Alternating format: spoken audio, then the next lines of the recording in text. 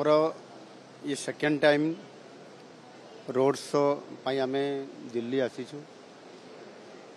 2 दिन रो कार्यक्रम भितर प्रथम आमर विजिट थिला एसीएल टेक को देखिया पाई।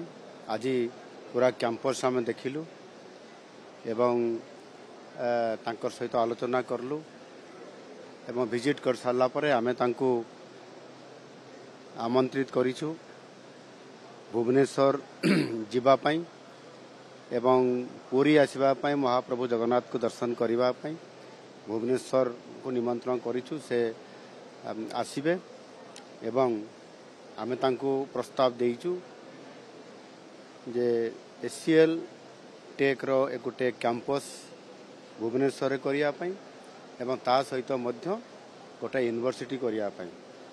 से बहुत खुशी अछंती एवं से आसवा पाई मध्य हमको प्रतिश्रुति देइछंती। एणु आमे आशा रखिछु निश्चित भाव रे ये जो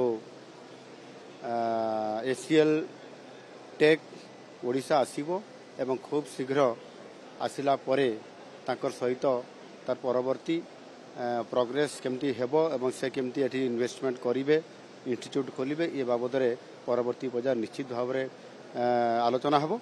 किंतु बहुत पॉजिटिवली रेस्पॉन्स नेइछंती एवं निश्चित भाव रे ओडिसा रे तांकर एक कैंपस मते हेबा पई जीवा पई आमे आशावादी अछु। आशा अछि से आसिला परे ही जणा पड़िबो।